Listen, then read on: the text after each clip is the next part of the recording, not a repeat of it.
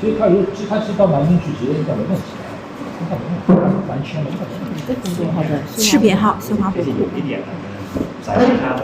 其实你这个是你自己的江山呀，面子不面子，你跟人家打过来，你自己那个祖坟什么也是要完蛋的，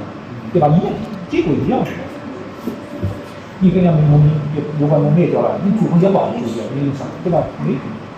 而且上回的谁是那个就是那个罗胖，就是罗振宇，罗胖，就不说那个崇祯皇帝嘛，他给那个他的那个谁啊，说人家说5000兵嘛，他就给人家5000兵嘛，那么打，他说你跟我说要5000了嘛，我就给你5000。跟那个罗胖说的，这是你的江山呀，你就为了口气，让人家下面人就这样。他是两千人吧，靠谱靠谱。是呀，这主要是怎么说？这江山是你的呀，对吧？江山是你的呀。你江山完蛋了，什么都没有了，搞什么搞？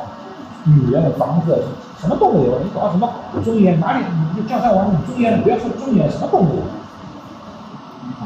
你江山有，你拿钱到南京，你叫江山保留住，什么你都会恢复。进来是吧？开了。正开的，你如果你开门就是出牌了。画面非常好，在那个南北生活，非常国家的重要事件，是不要放过长江嘛？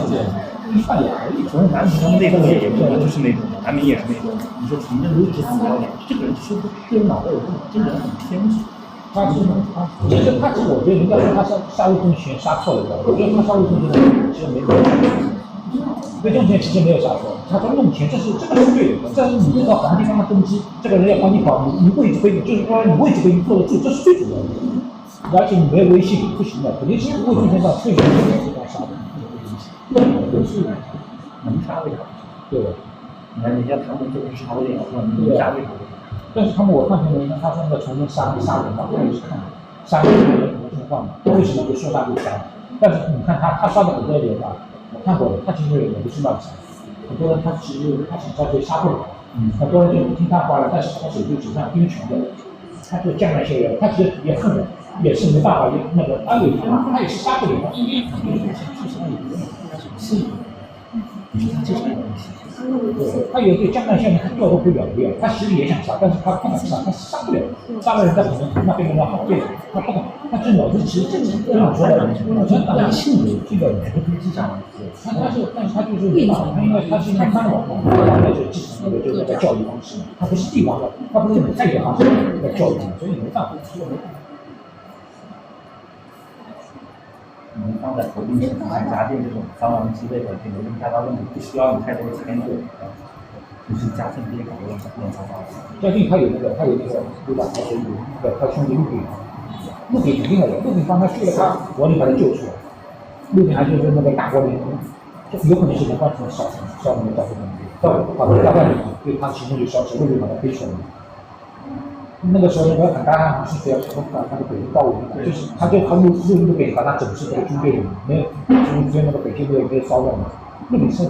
才是他的兄弟。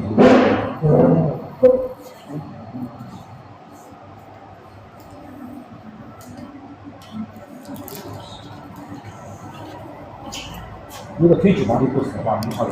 绝对不会有。天启皇帝也可能，不要看他什么木匠皇帝，他其实脑子很聪明，非常聪明，一般都区你看，对，都是都小能干，特别颠。天启皇帝还有那个就是太上皇帝，朱常洛也很有水平的，他使用他的机会就把他老爹什么推进大队很多东西都那个，就是这样。其实他很多皇帝死得太。中国这个重要的崇祯皇帝，崇祯皇帝就是你看他这个嘉靖皇帝怎么样？没有就没什么，他就乱搞也没什么。他把这当中人多，他也慌，这个人对，当时他那个陈世家陷入了他，找不大。后来所以人家他当年签什么，人家不肯提的，提出来就事情过之后，他谁提谁死，他事情过了他就找你他的。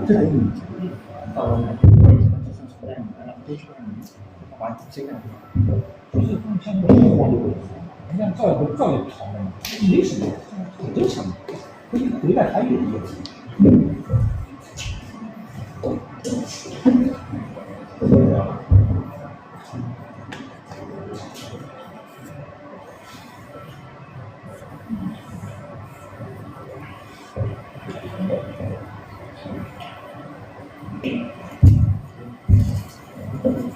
大家好，非常高兴今天也是济济一堂，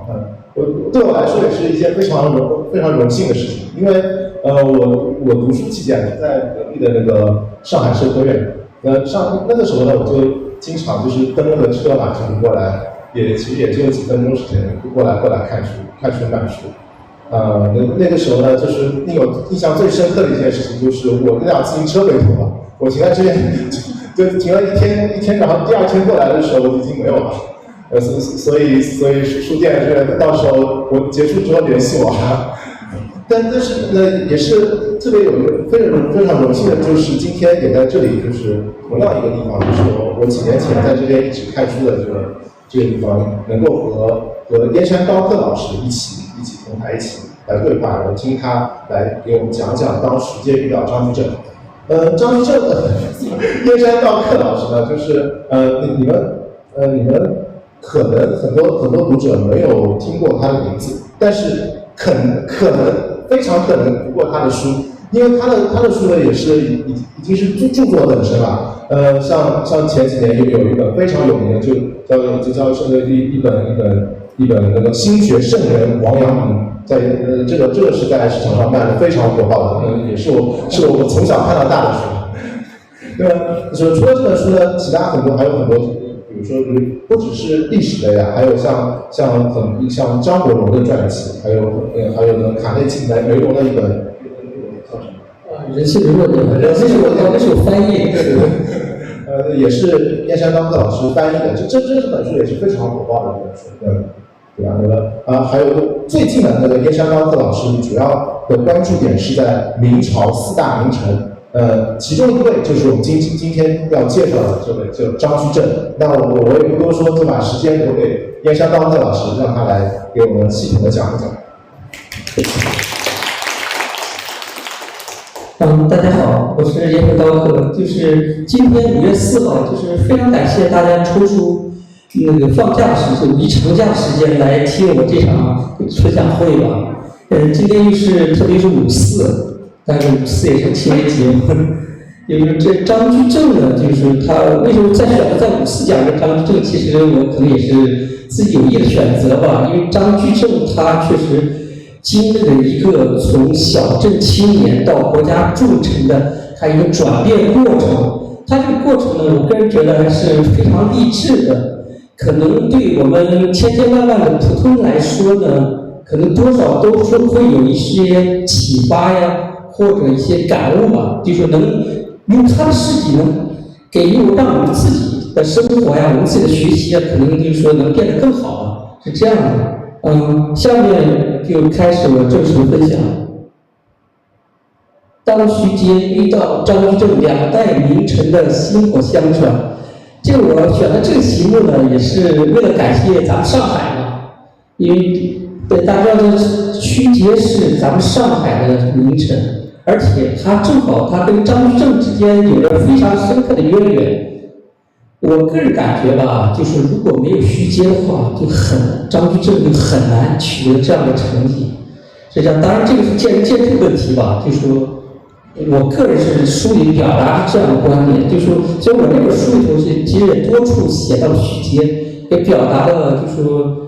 通过张居正传递出我个人对徐阶的一个敬意吧，是这样的。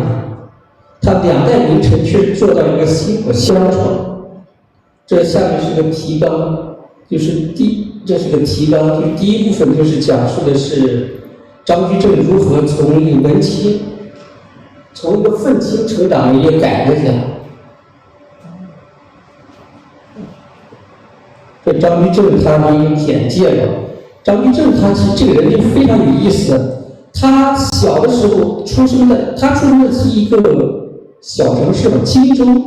就是在湖广荆州，他一个小城市。然后他家境呢也是相当平凡，就不是什么更读世家。他爷爷他只是一个保安。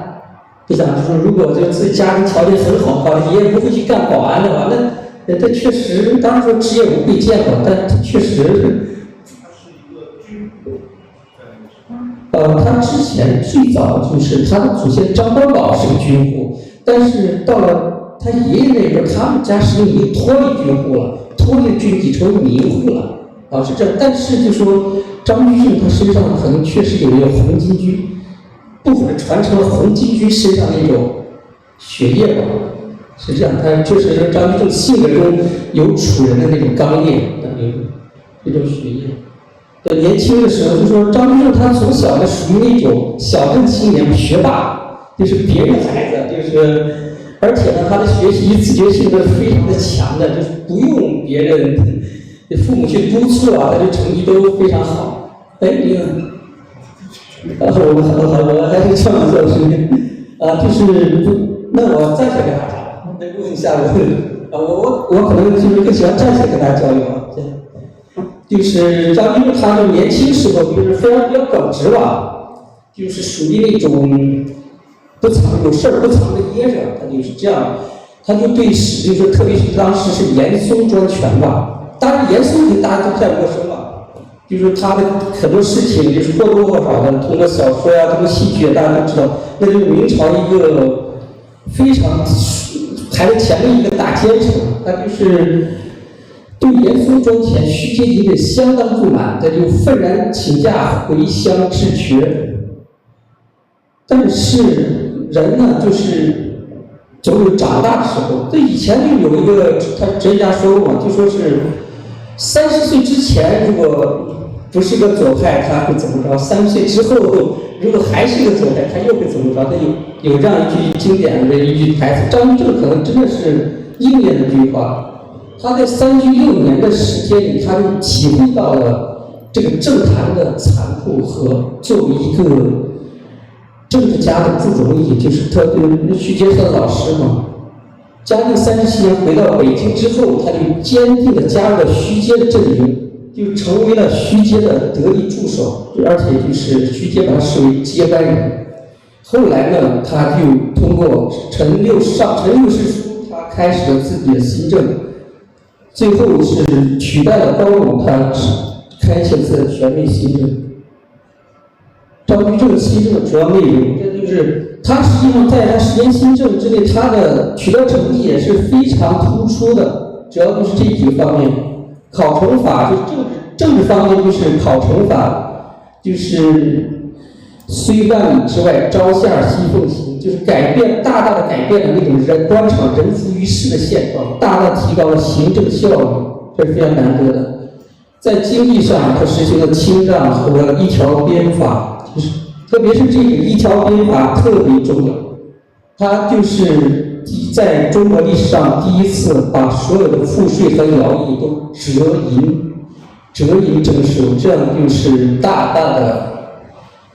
减轻了民众的压力，就为晚明的大发展、工商业和外贸繁荣创造了条件。就特别受惠最大的就是咱们江南、江浙沪这一带，因为都是折银征收了，就不用去除徭役了，就可以很大的灵活自律自己的时间去做外贸，去做自己的手工业、工厂加工，就这样，就这一点就是特别重要。然后就清账，查出了隐藏的填补，就是减轻了农民负担，增加了收入。还有整治边防，整治边防这其中这个重要一点，它就征用2个特别能干的将领，戚继光和李成梁，他们来镇守边疆。其他措施还有一些不许别墅书业、裁撤冗员，治理黄河，这都是成绩都是张居正的改革10年，这成绩都是非常显著的。有人甚至说，他这10年改革是等于为明朝之后续命了70年。但我个人是不大，我虽然非常认为他成绩是非常显著，但我个人不大认同他是说能续命70年这个说法，我个人是不对认同，这是个见仁见智的问题。下面就讲一个上海元素，就是从咱们华亭走出的伟大政治家。据我所知，范老师正好也是现在华亭那边工作的，所以特别难。其实张居正那个徐阶和张居正年轻时候，他经历确实有类似之处。他21岁高中探花，徐阶特别厉害，21岁就是直接成成为了翰林院编修了，就是。但是呢，因为他年轻时候也有一种性情耿直的一面嘛，比如张聪上书建议取消大成知府文王这个事儿，他这个其实是贯彻的是嘉靖皇帝的意思，就是皇帝很多事儿他是自己想做，他自己不会明着来做，都是需要大臣来提出来。张聪秉承是嘉靖的意思，但徐阶呢那是有反对嘛，结果就被贬到福建延平府了，之后又在湖广和江西任职，就耽误了很多年。但是呢，经过自己的努力，他后来又调回去，然后随着他自己的各方面条件不断成熟，就步步高升。就到嘉靖41年，他取代严嵩成为首辅。其实前几年有个特别火的电视剧，就是《大明王朝1566》，可能很多人看过。那里面讲的是海瑞斗严嵩。那就是虚构事件。其实这个赶严嵩下台的过程中呢，海瑞基本上他是没有发挥作用的，都是徐阶，包括徐阶背后有张居正，是因为他的学生嘛，在背后也是做了一些工作的。但海瑞在这方面其实是基本上他只是个看着，他的地位还达不到那种真实历史地位还达不到那个程度。像讲这个。也就是今天我主要想分享就是这种两代名臣的薪火相传。徐阶对张居正的特别帮助就是非常大，就是你看从一开始，因为这特别巧，因为是张居正是在嘉靖26年，他一个考上进士，然后通过了考试，进入了翰林院当庶吉士。明朝的庶吉士就被称为储相。就是他未来是有可能进入内阁的。正巧的是，他第一年张居正刚刚成为那个庶吉士，第二年2月，徐阶他就成为了翰林院掌院学士，是张居正老师。就是虽然翰林院的那种庶吉士非常多，但是徐阶呢，确实从这些人里面确实可以看出了张居正的与众不同，他就是。而且张居正自己的，无论是他的学业啊，他的人品啊，还有他的展现出来的那种操守啊，都是让徐阶印象非常深刻的。所以就是徐阶一直就是有意对张居正加以培养，而就所以说在明朝大明王朝，他确实有这样一种比较让后人读历史感觉到非常有点不可思议，确实也是非常感动的。就这样位高权重的一个大臣，愿意去花力气去栽培这样从小地方来的，就是这样的一个默默无闻的青年。徐阶与严嵩的激烈斗争的时候呢，就只安排他在幕后工作，就是从来不会要求他去冲在前面去弹劾严嵩，就是对他有意加以保护，而且就是通过给他安排的右春坊、右忠允啊，还有是让他参与重修永乐大典、承天大治这些非常有意义的东西，这都是在为他积累一点一滴的积累政治资本。然后到这个嘉靖45年12月，这个就是更特别难得，因为是嘉靖皇帝刚刚去世的时候，要起草嘉靖遗诏。要起草遗诏，这对一个内阁首辅来说是特别重要的工作嘛。这些都可以，就是说写进家谱里头。徐阶因为当时的内阁有4名成员，徐阶没有跟其他3个人沟通，反而是拉上了内阁之外的张居正，他们连夜起草了嘉靖遗诏。这就体现出来对张居正真的他重视真的是与众不同。随后到了第2年，他就是顺利的当着吏部侍郎、东阁大学，不好意思，这里错别字了。吏部就是到了1667年2月，他就顺利入阁，就是仅43岁啊，按现在的算法就是41周岁，就非常年轻。可现在41周岁的人，如果成为一个初级干部，已经是非常了不起。那时候他已经是东阁大学士了，而且1568年7月，就是徐阶在辞职之前呢，他就交代内阁2个成员李春芳和陈允勤要关照这个年轻的张居正，这正好才能给张居正在后边的各项新政打下了基础。因为我在这本书里头讲的就是张居正他一生有3个重要的贵人，都特别难得。有一个最早期是顾灵，后期还有李太后，就徐阶是承上启下的。但是我个人认为，就是相比那样，徐阶的贡献作用应该是更重要的。顾灵他就是任湖广总督嘛，在张居正加任湖广总督，他通过落网磨砺。本来张居正是可以13岁就中举，但是顾灵为了磨砺他的意志，就故意让他13岁的时候落网，就是让16岁才中举，就是怕他就是成名太早，显得就是人太骄傲了，就有意让他就是经历一些挫折，这样。然后赠带机制就是把自己的膝盖赠送给张居正，然后托付寄望。顾灵甚至把自己的小儿子托付给张居正，就希望鼓励张居正去做出一番事业。李太后呢，就是张居正任首辅的时候，其实当时李太后对张居正并不熟悉嘛，但鉴于张居正能力啊、品行欣赏，在张居正秉国的10年期间，他真的是无条件的支持和信任。就是如果没有李太后的话，这张居正应该很难成为大明第1首辅。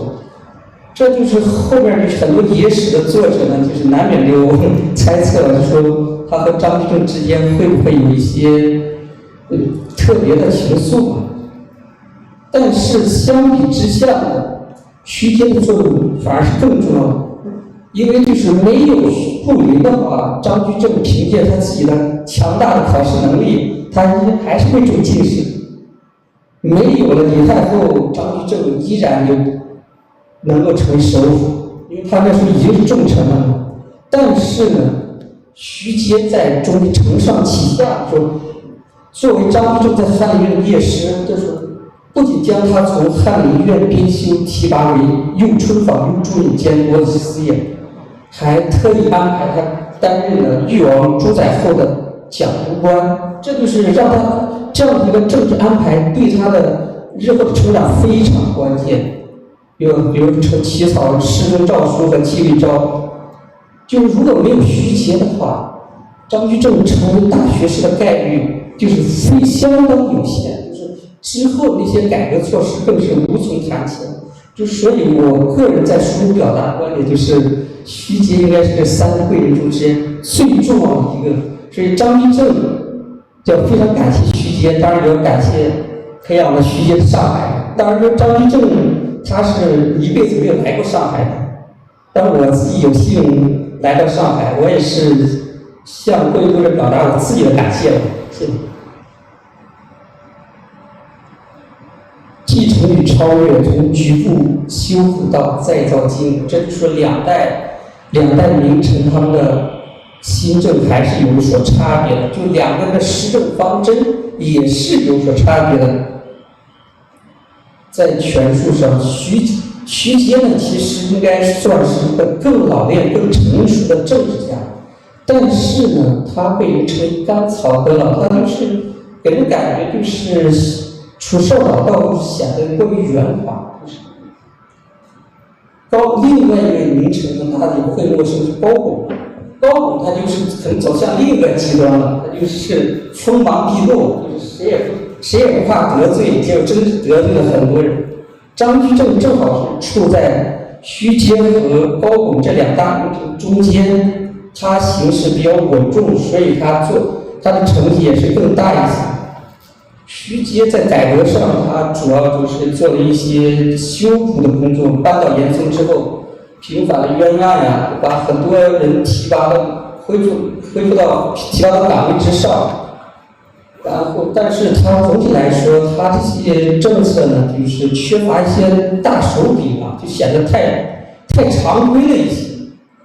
这张居正呢，这敢于推行全国性的变革，就考成法呀、一条鞭法这些整治边防，这些都是大手笔，都是过去的那些首辅都很难做出来的。而且他做的这些事情都是要得罪千千万万的既得利益者。就是说没有说强大的那种，没有强大的定力，根本就是做不下去的。当然，在人格上，就是徐阶晚年有点儿说一个晚节不保吧，他就是没有约束好他自己的几个孩子，他们几个孩子有点在鱼肉乡里嘛，就是占了在松江占了几十万田里，就是然后跟海瑞嘛，大概就是跟海瑞也闹得不可开交。张居正呢，虽然也谈不上就是标准的清官吧，多少也是会受一些贿赂的吧，但是呢，他做的还是要比徐阶要好一些，对吧？他死后被万历皇帝抄家，他只抄出了10几万两银子，这其实已经非常难得了。作为一个那样级别的高官，他只抄10几万两银子，家产就10几万两银子，已经非常难。就说是在这些权术上、改革上、人上，张居正做的稍微要比徐阶要好一些，但是可以说张居正是站在巨人的肩膀之上的。他如果没有之前徐阶打下的基础，凭他自己个人能取得多大的成就，但确实也是很难说的。历史的回响就是2代首辅对当代青年的启示。2代首辅就是大明在这短这些时间里，正好就出了2代在300年历史上扮演了非常重要角色的首辅。当然，就是说正好有一个首辅高拱，也跟他们是同一时代的。等于说，大明最优秀的3位首辅，恰好就集中在同一个时代。他们主要生活的人就是嘉靖。大家可能知道，明朝、宋朝一个仁宗时代，仁宗盛世了。仁宗宋仁宗也是在位了40多年，他在位时间是人才辈出嘛。正好明朝的嘉靖王也是执政40多年，他在位也是人才辈出，正好就3个，甚至4个。如果把严嵩算上，严嵩当然他是说是那个奸臣嘛，就说明朝最重要的4个首辅，主要的生活年代都是嘉靖时代，对不对？2代首辅对当代天使。徐阶是能人，到张居正的能行，就是成事者2种境界。就是到底我们是该学徐阶多一些，还是学张居正多一些？这个也就是根据自身条件，就是每个人条件禀赋是不一样的，就绝对不能，也不能简单的说张居正就是做法一定是要比徐阶更好。就我个人可能也是不大愿意说，不一定非给他们分个高下的。这其实是没有太大必要的。就真正的传承，绝非复制前人旧路，而是持续走完前人未尽之路。徐阶他之所以在改革上没有那么多大手笔，也不一定说他自己不想去做，可能是说因为他精力啊、体力啊、年龄啊的受限。因为他后来他搬到严嵩之后，他马上都已经60多了，就是说在古代已经进入风烛残年了，但已经不允许了。就是说是怎么样持续走完前人未尽之路，就是说是个薪火相传嘛。就549，今天是545，549在明朝里现在折射，这个人肯定就是破除陈规，勇于担当，不计身后。其实就是说像张居正啊、戚继光啊，他们就说是有些做法，其实在这个正人君子那看不是什么优点。就是张居正他年轻的时候，为了不得罪严嵩嘛，就是给严嵩写了很多吹捧严嵩的贺寿诗什么的。如果在海瑞看来，那都是人生污点。那个至于戚继光呢，那就是给张居正送礼啊，或者不光给张居正送礼，给各个外人送礼，就是他们是说不计身后名的，他们就觉得就是说为了把事情办成，他们是不愿意计较人。当然，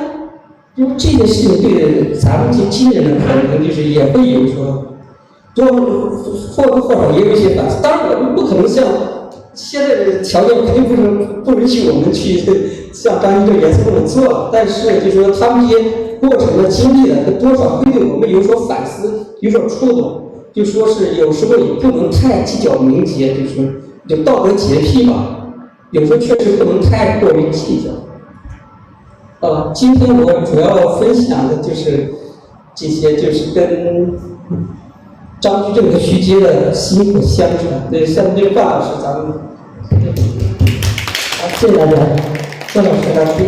先提一些问题。也非常感谢那个刀客老师啊，作为一个70后来光临我们这个青年节的这个现场。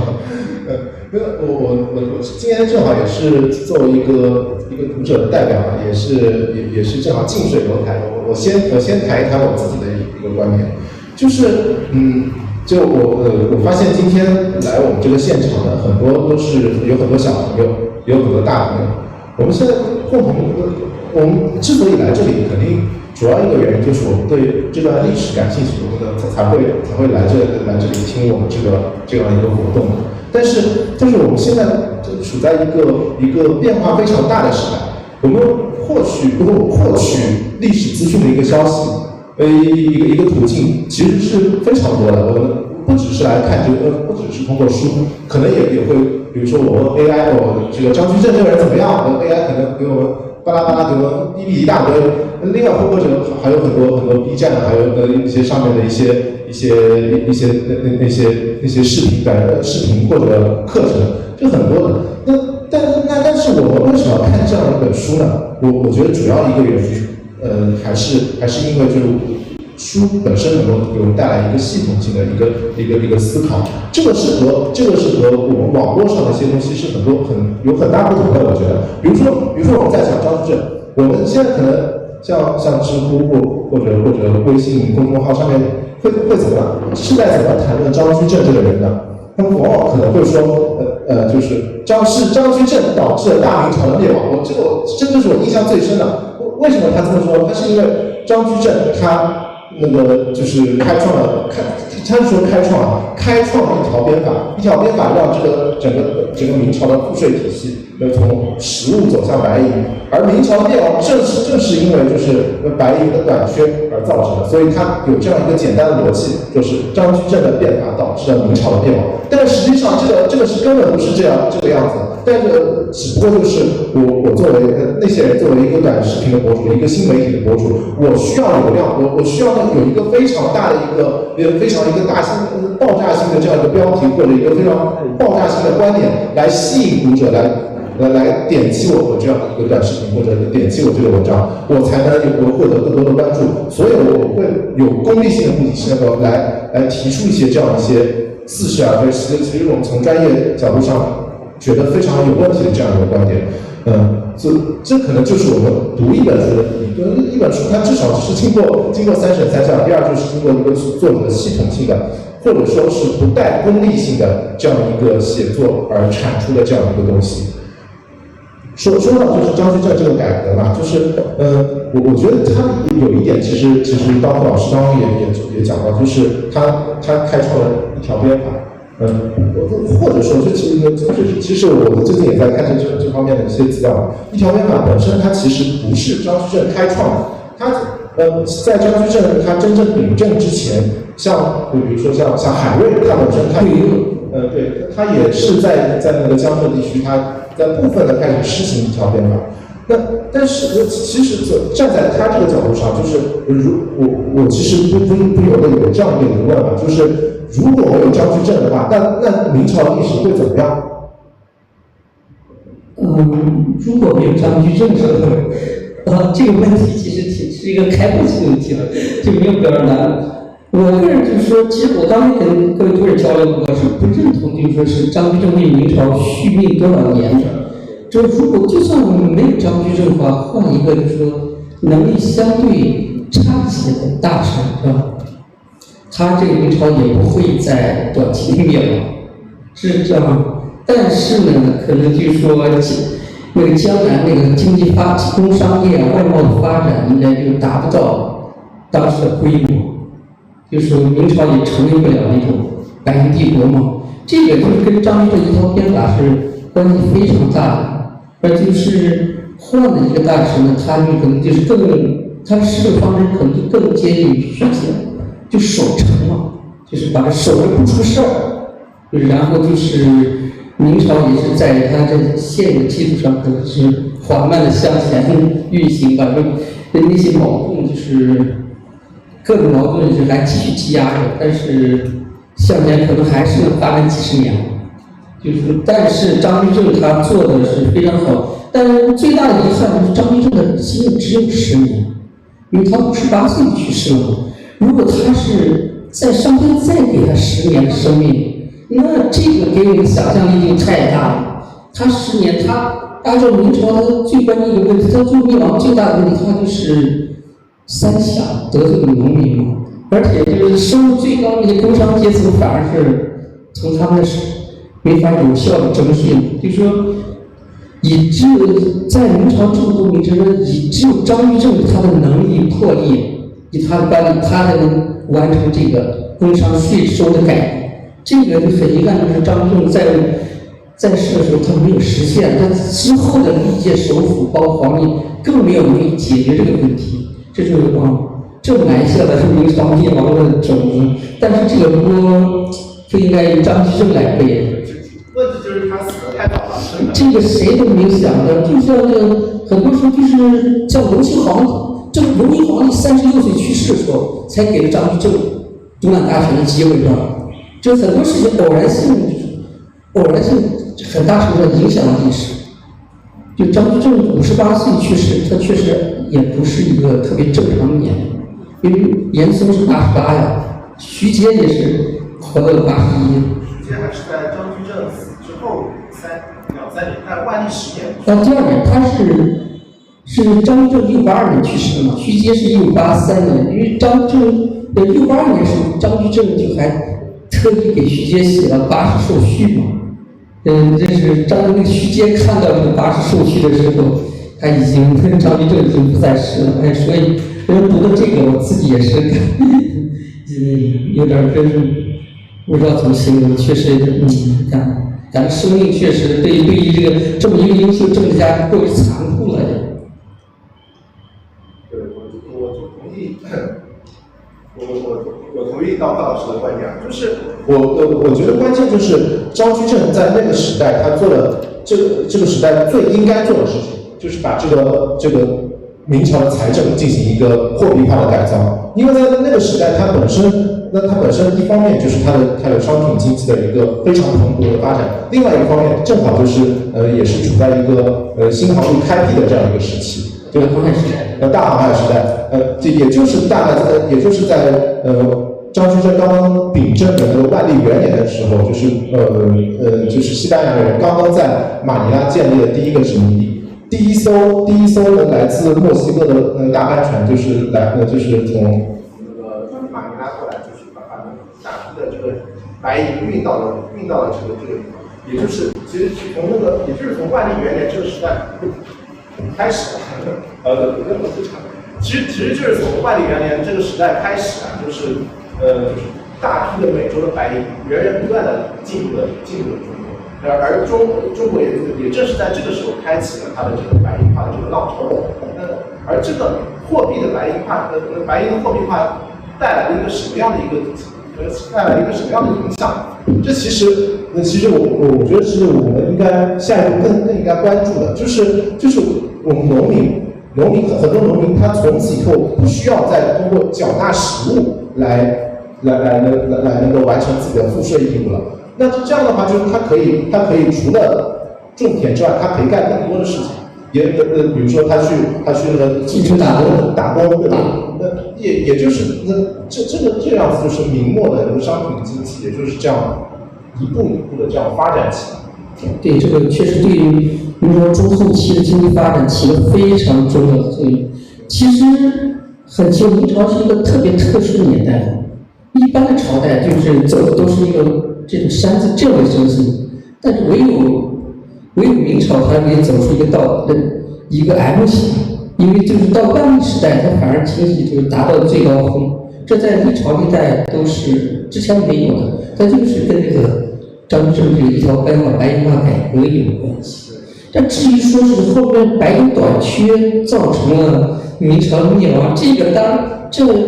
一定程度上说也是有道理的，这个也是被证伪，就是按照后来就像孟德，就是好像孟德反法，他的算出来的结果就是那个在万历末年的时候，或者那个崇祯年间，这个明朝末年这段时间，流入中国的白银并没有减少，只不过就是官方的，就是马尼拉那边运过来的那个白银有一定程度的减少。那是确实稍微减少，因为这欧洲出现了30年战争嘛，这西班牙的白银确实减少，但是呢，国内的储藏白银已经是非常丰富了，不能说因为就是这些短暂的，就是说出现了白银进口的减少，就能导致一个国家灭亡，那这个政权它的运作的问题太大了。这就是说，这也仅仅是一小部分原因，但明朝灭亡的原因是非常多的，这仅仅是一小部分原因。这最主要的原因肯定还是，其实最重要的原因还就是北方的东北的满洲的崛起。如果没有满洲崛起，就算没有一丁点白银进口，明朝也不会灭亡，这很显然是这样。其实就是也就是在我理解，就是我是认为在张居正逝世之后，在那个等于万历朝的它的这个政治的风貌发生一个非常大的改变。原来在张居正改革期间，这整个那个明朝的这个政治的这个风气或者政治生态是非常像是改革向上的。但是在张居正死之后，这个通过这个万历皇帝还有其他大臣，他们对于张居正原来这个新政的侵犯，导致了一个新的一个政治生态的产生。就是我记得有一篇论文讲到，就是在张居正死之后啊，就是明朝的这个政治的它的主题就是防止下一个张居正的出现。对，这个万历皇帝肯定不希望肯定不希望下一个人。这其实也是万历皇帝他各种各样的代政啊，他本身他也是他并非是他什么昏庸或者无能来解释，而是他对于那个他朝廷的控制，他是采取一种相对来说就是像高高在上的一个君王一样，就是对于下面只是抓大放小。可能是非常像我们现在有一些风格的一个领导，用这样的一个方式，就代政的方式，就是刻意的促使这个明朝的这个政治体系，就是它整个中央行政政权中枢维持一个低效的一个发展，低效的运转，从而保证它这个万历皇帝本身的它的一个权术的一个问题。这个确实你讲的这个也有一定道理，确实。万历皇帝之后呢，因为他废除了那个考成法，就说那种之前那种官官相护啊、人浮于事的现象，很大程度上都恢复了。就是说你好我好大家好嘛，就是一片其乐融融的情况。而且就是说，正因张居正是被万历皇帝被抄家了嘛，给树立了等于反面典型嘛，所以之后的首辅呢，都刻意不再追求像张居正一样。有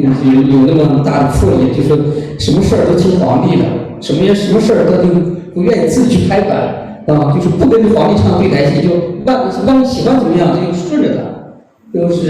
但是就是内阁就失去了就是之前的就张居正时代或之前高律时代那种作用，那就是说真正又回到了最早的朱棣时代那种秘书班子，因为明朝是没有宰相的。就说从嘉靖开始，从严嵩他们开始，就是内阁首辅一定程度上承担了这个宰辅的作用。但是之后呢，确实张居之后一些属于挂了首席大学士的人，那个已经完全起不到了。无论他的能力，无论他的威信，无论他的真实的影响力，都远远达不到了。所以这就没有人再制约这个皇帝了。而且这个万历他，就是在代政给国家造成内外对国家造成的威胁都是挺大，特别是满洲就是在这段时间崛起的嘛。他虽然万历皇帝他表面上看起来就是打赢3大洲嘛，看起来倒是很强势，但是这个在满洲的问题，这个锅不能光甩给李成梁吧？他作为一个君主，他肯定是有很大责任的。所以也就是说，回到就是像那个内阁首辅，为什么这个所以说回到就是内阁首辅的问题啊，就是我们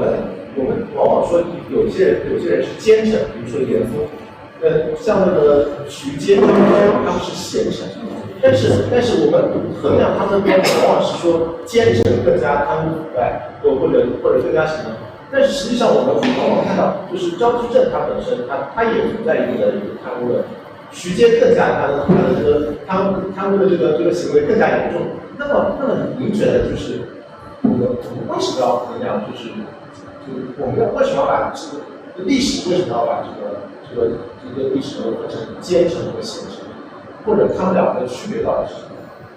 什么？其实呢，就是张居正、严嵩、徐阶，就在施政方针上，大体已经没有本质的区别。他们做的是内阁大做首辅是皇帝的首辅，那么很大程度上也是要执行皇帝的意思，并不是顺着自己性子来的。就是至于就是忠臣贤臣，它更多的是一种后人批判的需要吧，或者是要么是歌颂，要么是批判的这种需要。实际上能坐到这个位置上的人，他们能力都是过关的，否则他们做不到这个位置上去。只是后人的需要。就是说，严嵩、徐阶和张居正，其实他们的真实形象也是经过这么多一代一代的这种积累嘛。可能跟真实的形象已经有了不小的差距了，特别是严嵩了，可能就说远远达不到说第一奸臣那种程度了。但其实严嵩执政14年，他也是做了一些对国家有益的事，比如说这个倭寇问题，大体上是在严嵩时代解决的。就是说，他们作为皇帝的首辅，他们施政方面并没有本质的区别，这样。所以您觉得，就是像一个人，像一个历史人物，他不能完全的把它就是把非黑即白就是重点腐化，不能非黑即白。对。所以呢，像一些历史人物，我同意您的观点，就是很多人啊，就像不管是张居正也好，还是刚刚提到的徐阶也好，甚至李太后，他们历史人物他都有他自身的一个灰度，就是他可能有些行为他是做的并不是特别地道，但是他通过他的整个历史成就来看，他又是我需要对他进行一个正面评价的这样一个方式。就是张居正像张居正和严嵩，那就是张居正和徐阶相比，张居正在品行上可能稍微做的还是更好一些，但是徐阶呢，那就说是确实也是不惧生活恶名吧，他也确实有这个他徐阶能扳倒严嵩，能拨乱反正他这个忍辱负重这一点，那是可能是更难得的。那么高拱呢？高拱其实也是怎么说呢？也是毁誉参半的人物。高拱这个人物也是非常有意思，他就是有人不是说嘛，就是真正做高那个情商一定得高。就是给高拱给我们的感觉就是他的情商就很低的，但是呢，就说在明朝这样的一个时代，就是说高拱他的能力是非常强的，他这是没有问题的。就是说，而且高拱的为人也是非常正直的，他就说看不惯的事情，他就第一时间他跳出来反对。这徐阶这样的干粉官老肯定是不愿意做的，徐阶就是给人感觉和稀泥啥的。就说高拱这样的人都在明朝，在这个明朝后期当首辅是吧？那就说明这个明朝这个政治制度可能就相比之前的这种人，就是在之前。在唐朝或之前南北朝的人，那是不可想象的。就说是不会玩政治，他只会做实事儿。他们做首辅，他其实是这个大明之幸，但是就是他自己的这种性格短板，可能就决定了他干不成。其实高拱更精确的就是说，如果你让他去做一个，比如说户部尚书啊，或者说兵部尚书这样的角色，他可能贡献更大，不应该让他去掌管全局。掌管全局，他需要到平衡方方面面的利益，是吧？这就是不能像他这样太直肠子、太火爆。所以就是像高拱这个人，他是在隆庆6年，就是那个隆庆皇帝他突然驾崩了之后的1个月，他就被那个连胜被撸下去了。那有一个说法就是张居正和包括像冯保，那个就是当时太监冯保，还有李太后联手把他轰下台。这个您对这个观点是怎么看？其实我这本书里有很大一部比例就讲这个政变，其实就是我个人就是否定了传统的那种阴谋说法，就说张居正赶跑了高拱，张居正联合冯巩赶走了高拱。我这本书就很明确的就是否认了这个观点，我提出我自己的解读嘛，就说是高拱之所以下台，不是张居正造成，因为正好就是因为隆庆皇帝去世之后的，张居正在大部分时间他没有留在京师，他是去了万寿山，是给隆庆皇帝勘测皇陵去了。以当时的交通通讯条件，张居正是没法在那段时间内跟冯保勾结起来，去完成这样一个颠覆高拱的一个政变。因为高拱呢，他虽然就说是有个人的问题吧，他情商低啊，或者的，但是他是隆庆的帝师啊，最新的帝师啊。高拱能够在隆庆朝权倾一时，就靠的是皇帝的就是无条件信任，就是跟魏忠贤一样。魏忠贤为啥能一个不认字太监能够那么权势滔天，他就是跟那个得到那个谁天喜的无条件信任。就是说，高拱没有意识到他自己最信任的人倒下了，他的儿子不会像老爹一样无条件信任他的，那个太后更不会无条件信任他的。就是说，但是高拱即便在这样的条件，高拱还想把他自己看不顺眼的冯保赶下台，这就显得不太明智了。因为冯保呢，就是本身是李太后最信任的太监，就一朝天子一朝臣嘛。但是我只支撑了，我肯定要用自己信得过的人。就是高拱就是急不可耐的想赶走冯保，最后就是他这个过程呢，就当冯保也是在两位太后之间添加处理过，说了一些东西告状嘛，然后让那个李太后觉得不能留下高拱这样的人。但是呢，如果把高拱拿下高拱，但是选谁呢？这样就是在冯保的推荐之下，李太后就发现这个张居正是一个可靠的，所以他就在万历皇帝登基仅仅10天之后，就把高拱给拿下了。这就是创造了一个首辅在新皇帝执政之后下台最快的记录。这个高拱这个很大程度的是自己的原因，是他就是得罪了他自己该得罪的人，而不是说是张居正想把他怎么样。因为张居正是第一，他主客观都没有这个条件，客观条件是他大部分时间不在北京，他没有能力来操纵这个政变。主观原因呢，就是因为毕竟是刚刚换皇帝嘛，张居正没有必要就这么着急的行动。就算他有行动，他也先观察一下形势，是吧？我用个1年2年时间，我把高拱赶下来就完事儿，这种政情好，稳稳当当，没有必要在这短期的10天之内就下手。所以这个过去的史说就是对张居正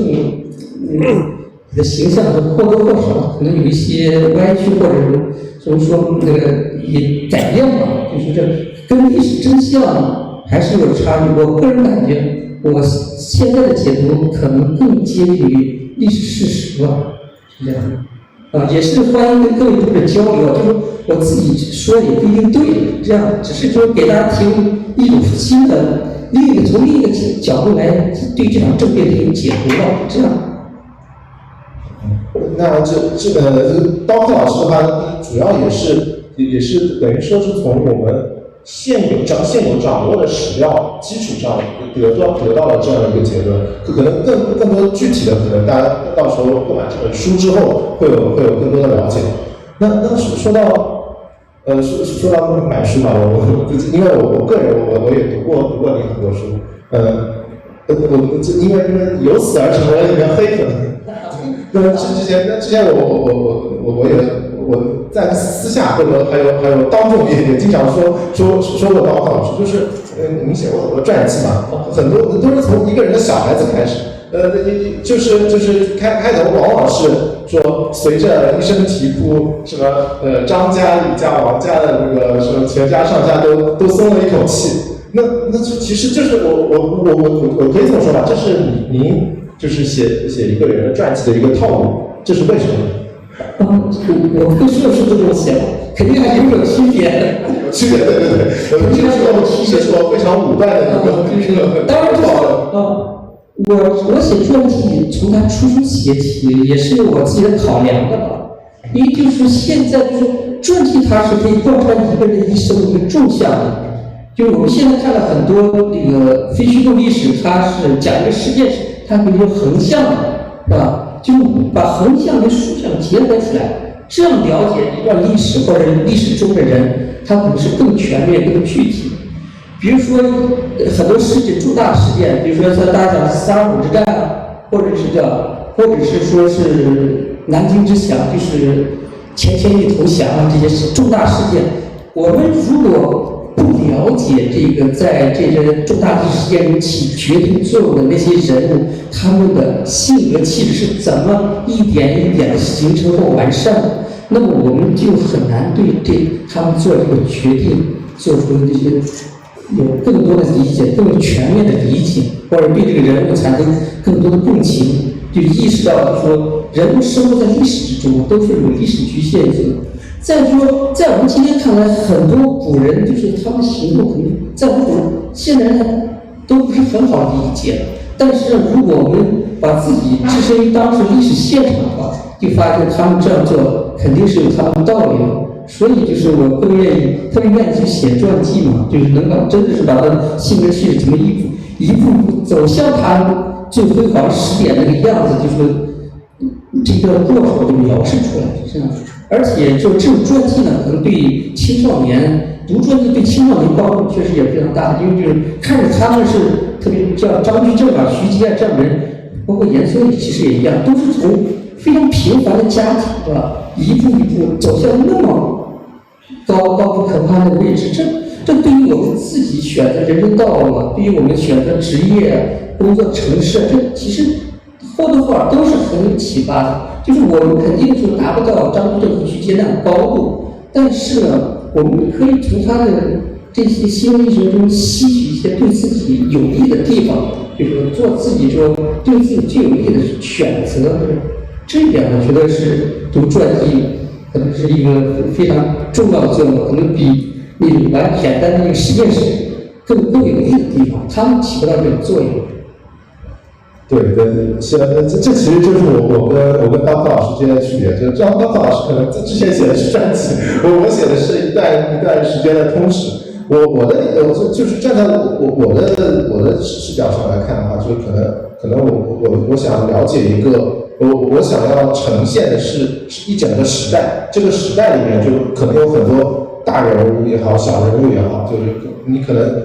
要写张居正也好，你可以写张居正时代下某个西门庆也好，西门庆就是理论上来说也是在那个万历年间的这样一个生活世界，就是类似于万历年间，你可以写一个西门庆，也可以写一个张居正，他们共同构成了这个所在的时代。但是这个是和这个您所说的这个传记是不一样的，对吧？就是时代传一个人的传记，就相对于就是像我们这样一些其他作者写的这个通史来说，有什么更加值得阅读的地方？一个传记啊？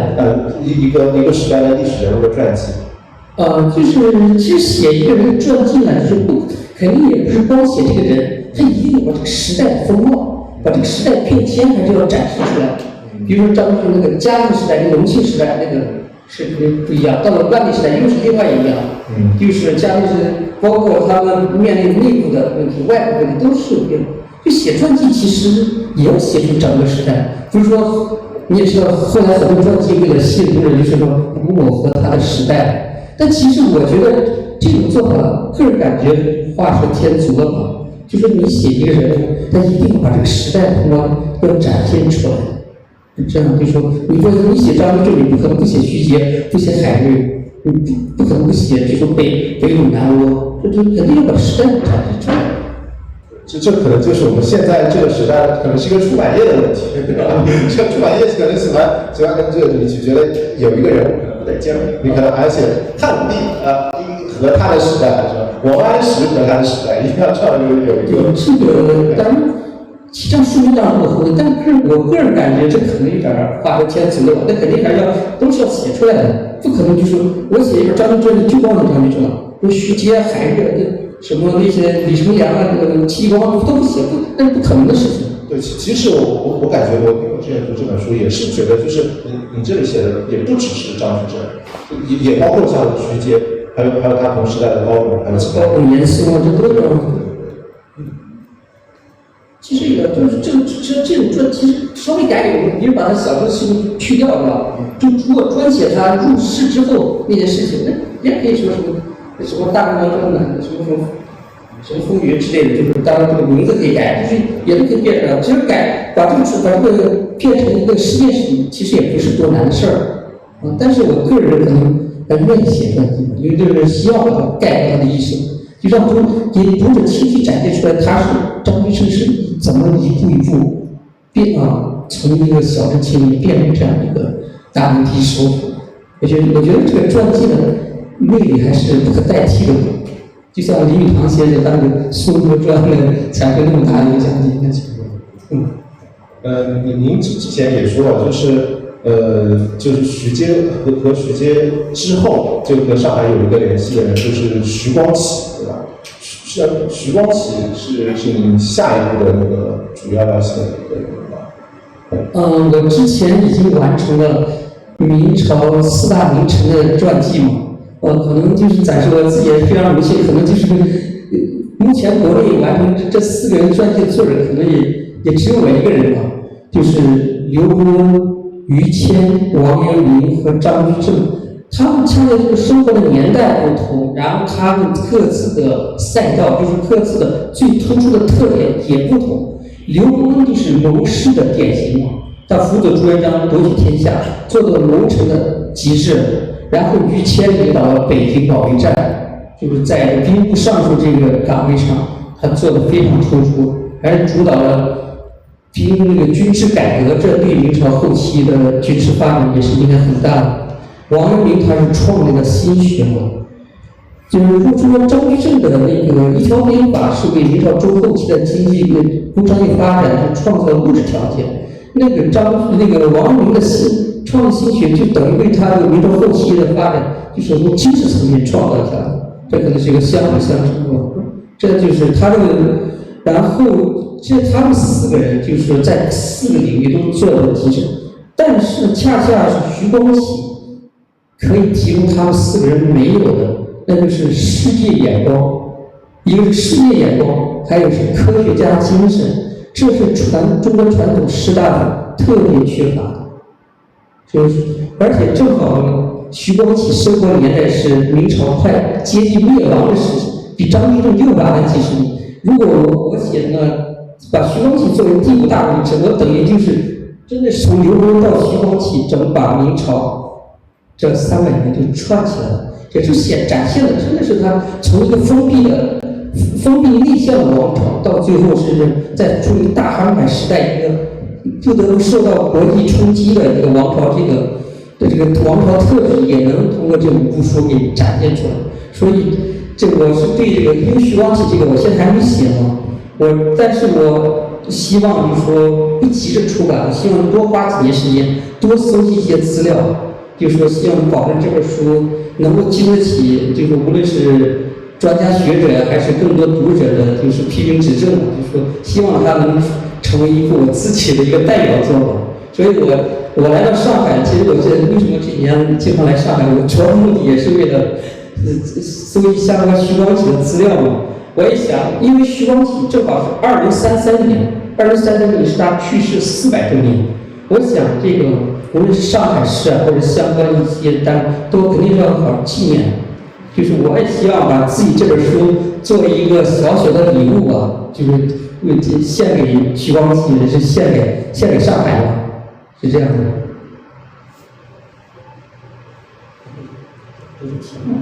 好的，也是非常期待您的这部作品啊。那我现在那我的这边的时间结束了，在座的各位朋友、各位读者有什么其他的问题，我们可以一起来和道克老师交流。欢迎大家提问。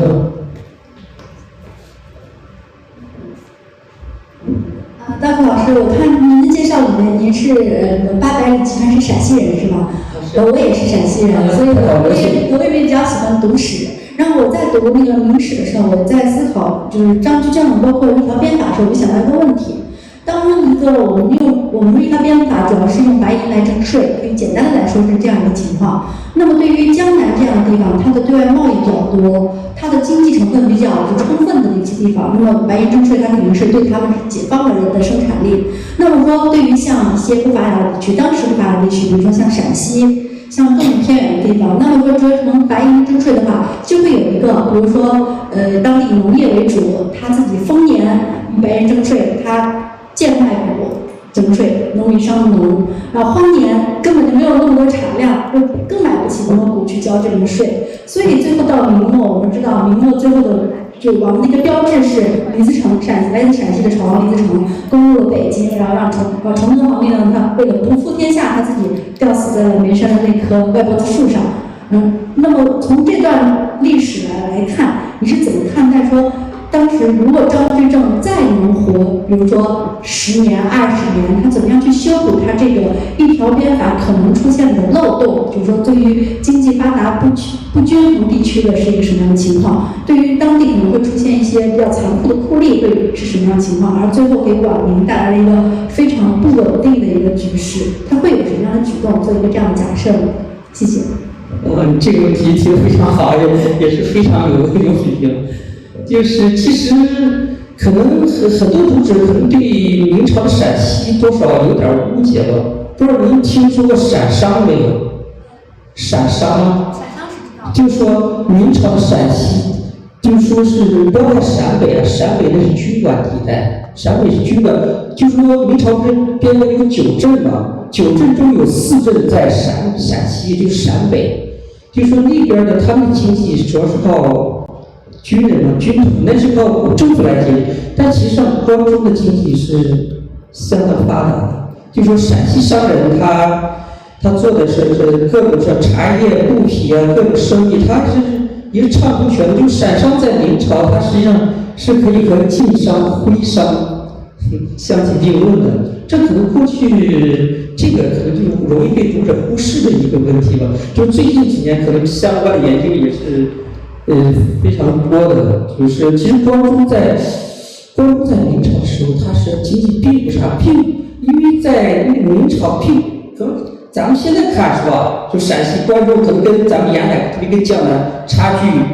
挺大的，是吧？但是我在明朝，它其实上它差距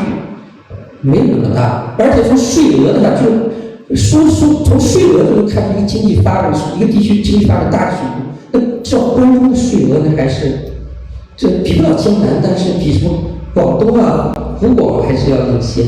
就说是你这个明大是陕北出了问题，为什么他要占领关中呢？还是关中的那个关中的经济其实比陕北啊还是要好很多，而且关中那个西安还有特别泾阳3原那个你们知道，他们从营真的是可能仅次于有可能仅次于江南吧，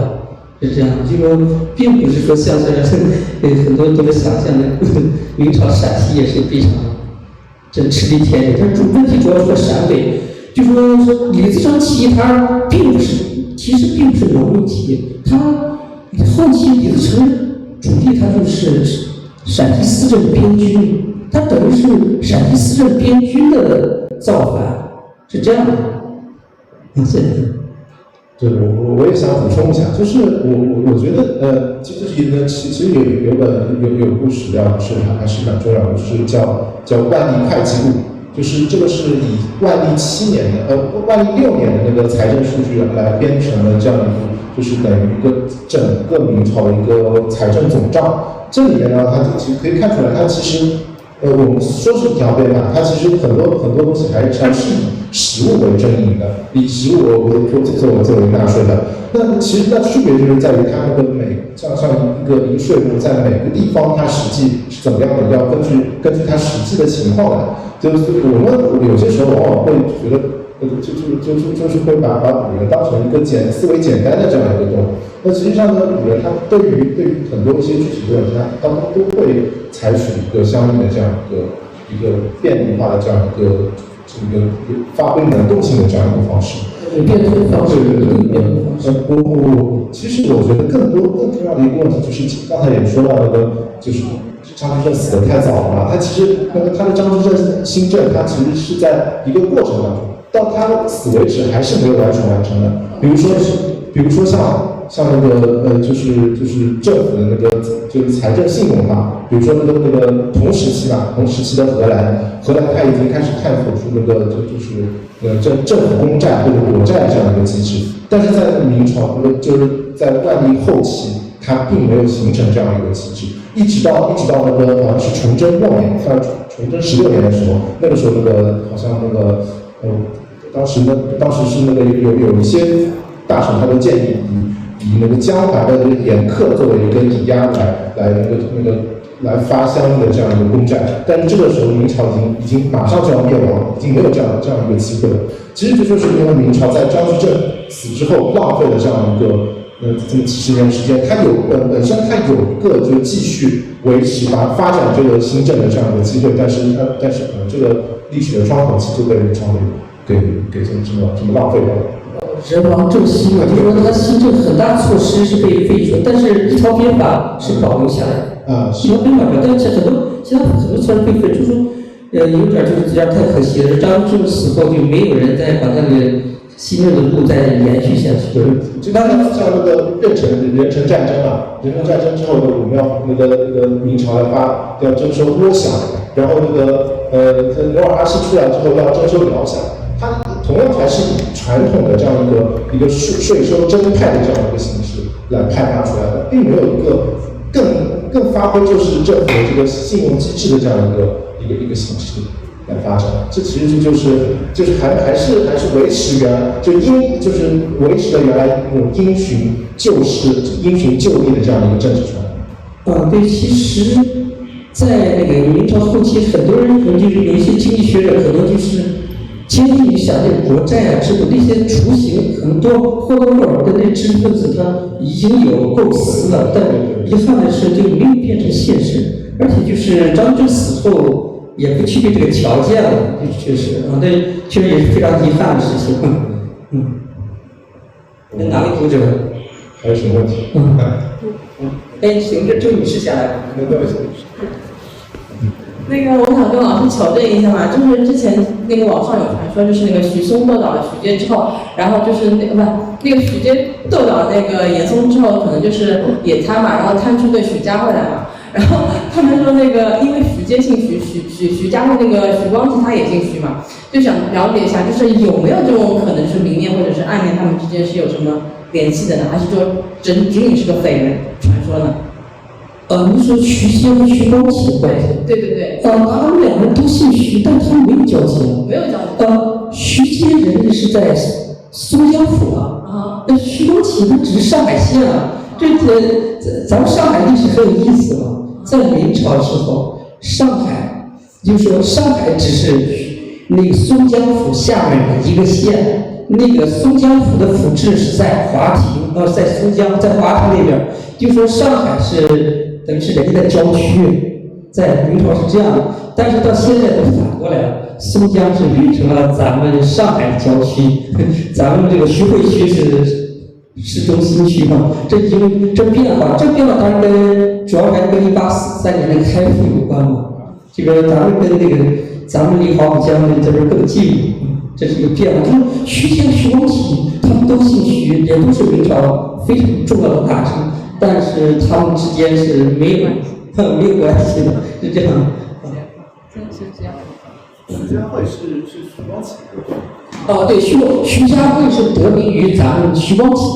对。大贺老师您好，我有一个疑问，就对这个书名嘛，你说他是张居正是第一首辅，然后明朝首辅有几十位嘛，然后你这个第一首辅是从什么层面考量的呢？是说他对这个整个这个当时明朝社会经济的这个助力呢，还是对于他那个朝廷这个内政的这个把控程度，或者说是对边境的什么稳固？因为张居正只当了8年首辅吧，大概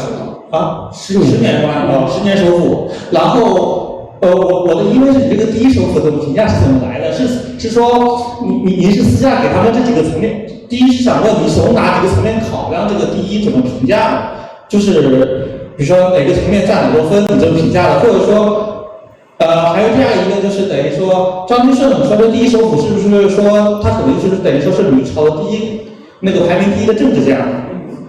就这个疑问。第一是这个首府的这个考量这个层面，第二个是说是不是从明朝的政治家的政治才干、政治家的考量，他是不是第一个大臣？就这个。是这样的，因为正好我写这本书的时候呢，正好都是张居正诞辰100周年嘛。当时的就是为了表示对张居正的敬意，我可能就是起了这么一个书名。如果是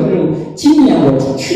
去年是500周年吧，我去年出了。如果是今年出，我可能就选择一个更低调、更平实的书名吧。其实违反广告法的。我就为了那啥，就是当然他为什么成为第一首府，这是可能也是我个人的一个有点偏主观的一个看法。我第一首先就是说他权势做到了第一，因为他执政的10年间，等于说李太后皇帝很小，万历皇帝8岁时候，登基时才8岁到18岁，这些他是无法亲政的。就说而李太后又无异于垂帘听政什么，明朝也没有这个传统，就是把他的所有的权利都基本上就是让渡给了张居正。就是张居正，他确实就是相比之前和之后，就是那些首席大学士吧，他的权势他确实是做到了最大。包括之前因为高拱是吧？高拱是那个隆庆的帝师，他很权，又兼吏部尚书，那权势已经很大了。但是张居正比他真正对朝政的掌控力比他还大。那有人开玩笑说是，就是有那个就是下面人上了一个要求万历皇帝下台的上书嘛，那个万历皇帝也乖乖也得。他好像敢打那个万历皇帝，张居正敢打万历。打倒不至于，但是绝对敢教训嘛。万历皇帝看到他很怕的。这万历皇帝很怕他嘛，就说万历皇帝读书字儿读错了，然后张居正你毫不客气说，你毫不客气纠正嘛，万历马上道歉了，就已经到这种程度了。就是张居正他实际上是把万历皇帝当自己的学生，甚至当自己的孩子来培养。但是呢，就是相比过去的那些权臣，霍光啊、司马懿啊，张居正他没有一丝一毫的创意的心理，就觉得这种心理在他脑子里觉得1秒钟也没出来。因为明朝政治制度已经是非常完善了，就是每个人根深蒂固的都认为皇帝就应该姓朱嘛，就是他如果他不姓朱，不是这个体系，他根本这个念头是不会存在的。他追求的只是就是说成为宰辅。就是第一，就是让权势做到第一；第二，他的影响力确实也做到了第一。因为张居正这个新政，他确实是非常成功的。就相比王安石的改革是吧？两相对比之下，王安石想做的事情，大多数是没有做成，然后张居正想做成的事情，他是大部分都做成了。考成法、一条鞭法、异地改革。这些清账基本上都做成，而且对后世影响很大。这就是说对真实的历史贡献，它确实也在所有的首府中也是第一吧。而且他这种励志，他身上展现出这种励志的精神也是第一。就明朝的很多首府，它确实是用官宦世家出来的，它就有一定的基础了，它才成熟。但是张居正他爷爷是保安，他的父亲是个老秀才。考了14举人都没有考上，他们家庭是非常差的。在这样的环境下，张居正能从社会这样很底层，然后达到这样高度，这个过程也是值得一个第一来那啥的赞誉他的。当然，这也是我个人，一定是我个人的观点，也是欢迎各位读者批评指正吧。谢谢。好的，多谢老师解答。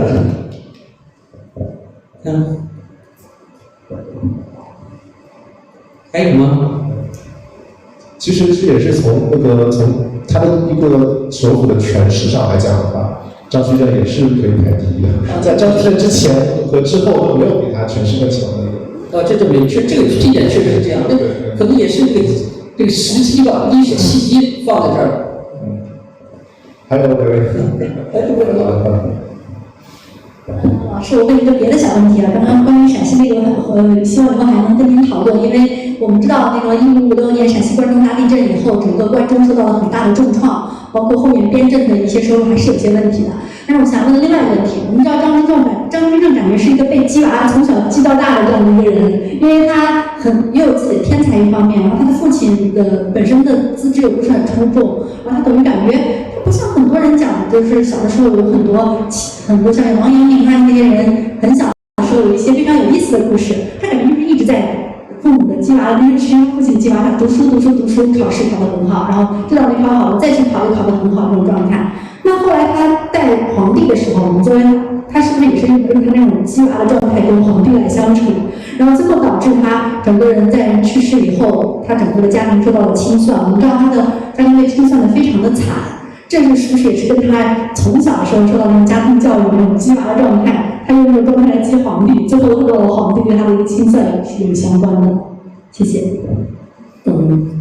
这个问题就是涉及到家庭教育选择的问题。其实我觉得当代的孩子是最幸福的，就是说当代的父母他们就说是当代父母教育孩子的方式一定是相比古人更加科学、更加包容，这是没有问题的，这时代的总体向进步。但是就是很奇怪的是，就是很多真正能成大事的伟人，他们的家教都是非常苛刻的。就是说，如果你连这种家教的苦你都吃不下来，在这样的条件下，就能让你产生心理崩溃，是吧？或者是怎么着的，逆反心理、心理崩溃，然后自暴自弃上。那这种人，他之后你能觉得这样人能成大器吗？你觉得他能走多远吗？对吧？这其实父母就是一个家庭，父母亲给他的压力，或者给让他带来的心理阴影，这远远小于整个外部世界、整个社会给他带来的那种压力啊、不公啊，或各种负面性。就说是一个人，就是说，你如果想在社会上有所成就，你先要扛住这些来自家庭的这些，而且就说这种普通家庭啊，就传统社会普通家庭绝对不适合素质教育，是这样的。而且反而是个不能教育，但这是没有办法的事。你如果普通家庭搞素质教育，那孩子极大概率那就是真的是于事无成了。快乐教育嘛，你说小时候很快乐，长大之后他肯定不快乐，他没法快乐，他到社会上受到的毒打是更多的。就是张居正他父亲叫张文明嘛，很有意思嘛，说起来。张文明对待孩子那就是非常简单粗暴，那叫他张野蛮可能更合适。不合规就打，就是完成书读不好就打，没有什么好商量的。而且张居正给人小时候感觉确实不像是一个很外向、很开放的孩子，他就是学霸嘛。就说他学就像上学在学堂里好好学，在家就是父母不督促他，他就喜欢看书。但是奇怪的说是张居正之后进入官府之后，他性格并没有表现的那么很内向啊，或者很封闭啊。就说是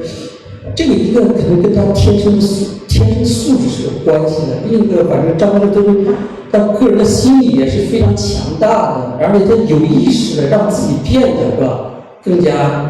不那么孤僻起来，就是而且就是来到北京这样的环境嘛，他可以更多全国最优秀的人有一定他值得学习的地方，所以确实我觉得张居正这样的人确实是一个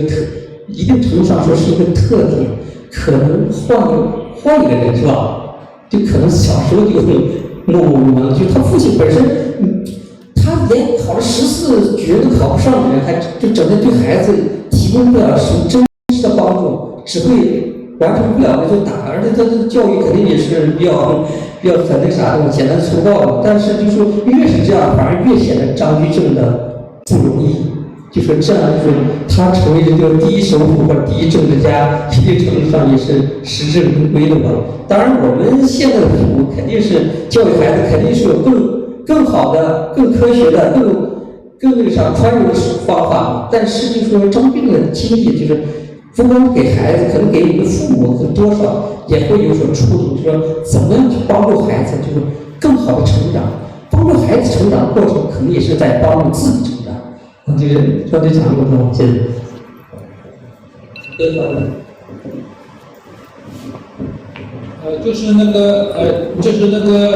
曼丽后来就是这样对这个张居正，就是老师你觉得就是这样报复他，就是你觉得他是私还是公还是都有，都是你觉得这样对吗？就是曼丽对就是鞭尸好像这样一个结果。你说万历皇帝是吧？对对对，就是张居正死了之后没多久对他的清算这个，你觉得真的吗？这个张居正清算，万历皇帝清算张居正呢，他可能有主客观两方面原因。因为就张居正，万历皇帝他是一个比较贪财的人嘛，他花销很大，因为他有传说是张居正的家财万贯嘛，就收了很多人的贿赂嘛，因为这就是万历风水。而且之前呢，因为他打倒冯保嘛，他先是抄了冯保的家，抄出了上百万白银。那万历皇帝肯定就是想，张居正肯定他张居正家更多嘛，这就是肯定要抄，而且就是从张居正的权势啊，影响力太大，就是在张居正执政的10年间，很多人只知道首辅，不知道皇帝，这很正常。这皇帝小孩，他通过打倒张居正，万历觉得他可以有效的立威嘛，就张居正有什么了不起的，我把你都打倒。这就像那个重置打魏忠贤，可能有异曲同工之妙啊。但反正就是立威，就说通过打倒对张居正死后对他的抄家，对他剥夺各种爵位，这确实一定程度上他立威的效果确实是达到了。就说是大臣的内阁首辅对他也是更听话，但是呢，就是他在打倒这个完全是没有太大必要的，因为张居正做的所有的事情都是万历皇帝和李太后批准。而且呢，张居正做的所有这些东西都是为了大明王朝的利益，而不是为了他个人和张家的一己私利。所以他这种做法确实是真的是没有太大的必要。他完全可以，他想立威，他完全可以采取一些更好、更有效的方式，他完全没有这样必要这么做。所以而且他打倒张居正之后，可能对他自己的一些政权的负面作用也凸显出来，以后再难找到一个大臣能这样全心全意的为大明王朝这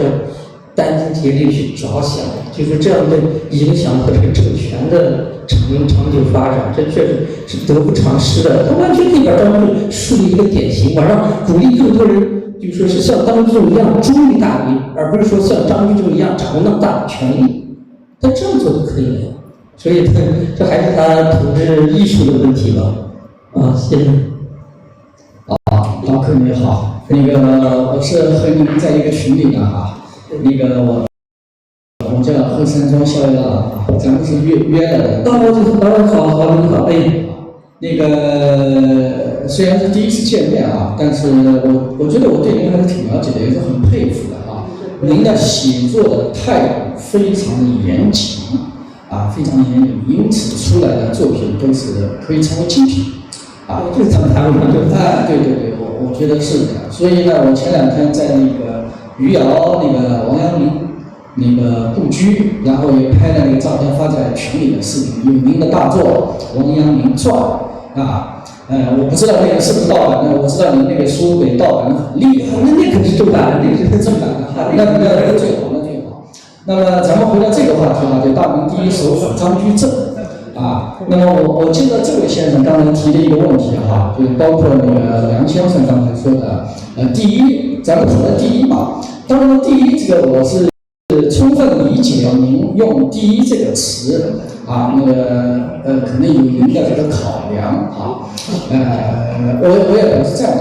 但是呢，我想呢，就是说，我可能会有另外一个认识那么在明朝的几十位内阁首辅当中，其实很厉害的人是非常多，非常多。那么我举个例子来说有一个叫杨廷和，您肯定知道的，就是杨慎的老爸，叫文武丞相东司主，就是他的父亲。那他父亲呢，实际上在明武宗去世的时候呢，总揽朝政37日，这个在中国历史上应该是没有的啊，或者说绝少有。那么从这个角度来说的话，实际上虽然日子比较短嘛，也就37天，但是从这个角度来说，实际上也是蛮厉害的，啊。那么我想呢，就是从这个角度来说，实际上杨廷和也是蛮厉害的尽管如此，我仍然支持您这个用第一首辅张居正的这个说法，谢谢。我只是提供一个不同的一个见解啊，谢谢。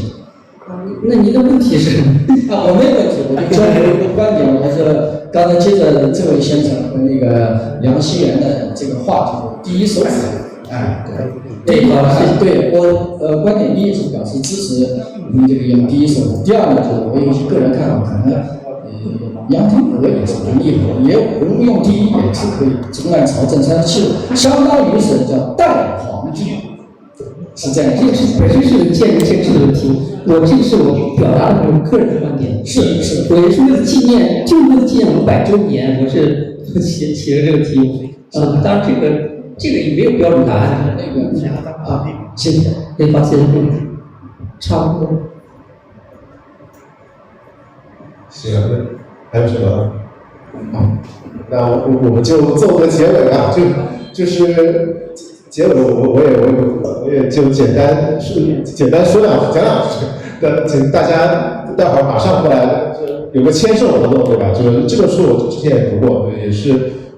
非常整个非常流畅的那个整个如果大家感兴趣的话，就是工作老师就是我们安排的这样给叶山有签售的对吧？凸显的加凸显好，我们一起再谢谢叶山当特老师。谢谢大家。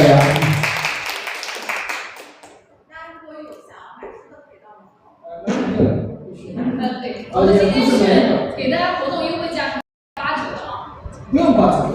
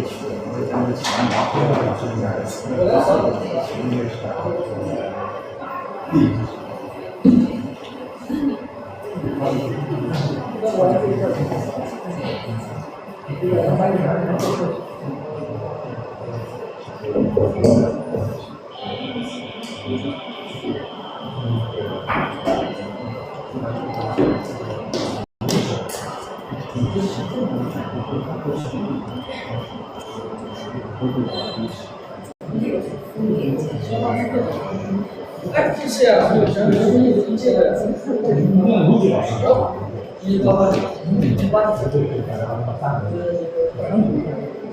那